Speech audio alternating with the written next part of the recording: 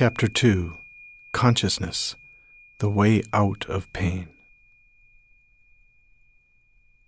Nobody's life is entirely free of pain and sorrow. Isn't it a question of learning to live with them rather than trying to avoid them? The greater part of human pain is unnecessary. It is self-created as long as the unobserved mind runs your life. The pain that you create now is always some form of non-acceptance, some form of unconscious resistance to what is. On the level of thought, the resistance is some form of judgment. On the emotional level, it is some form of negativity. The intensity of the pain depends on the degree of resistance to the present moment, and this in turn depends on how strongly you are identified with your mind. The mind always seeks to deny the now and to escape from it.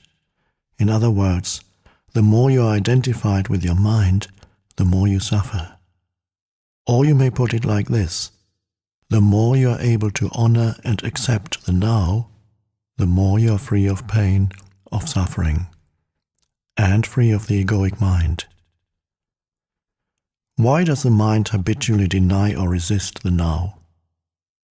Because it cannot function and remain in control without time, which is past and future, so it perceives the timeless now as threatening.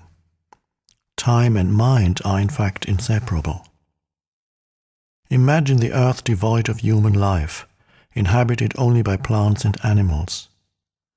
Would it still have a past and future? Could we still speak of time in any meaningful way? The question, "What time is it?" or "What's the date today?" if anybody were there to ask it, would be quite meaningless. The oak tree or the eagle would be bemused by such a question. What time, they would ask? Well, of course, it's now. The time is now. What else is there?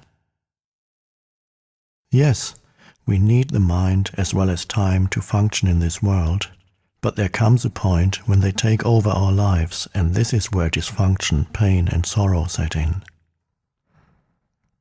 The mind, to ensure that it remains in control, seeks continuously to cover up the present moment with past and future, and so, as the vitality and infinite creative potential of being, which is inseparable from the now, becomes covered up by time, your true nature becomes obscured by the mind. An increasingly heavy burden of time has been accumulating in the human mind. All individuals are suffering under this burden, but they also keep adding to it every moment whenever they ignore or deny that precious moment, or reduce it to a means of getting to some future moment, which only exists in the mind, never in actuality. The accumulation of time in the collective and individual human mind also holds a vast amount of residual pain from the past. If you no longer want to create pain for yourself and others, if you no longer want to add to the residue of past pain that still lives on in you, then don't create any more time, or at least no more than is necessary to deal with the practical aspects of your life. How to stop creating time? Realize deeply that the present moment is all you ever have. Make the now the primary focus of your life. Whereas before you dwelt in time and paid brief visits to the now, have your dwelling place in the now and pay brief visits to past and future when required to deal with the practical aspects of your life situation. Always say yes to the present moment.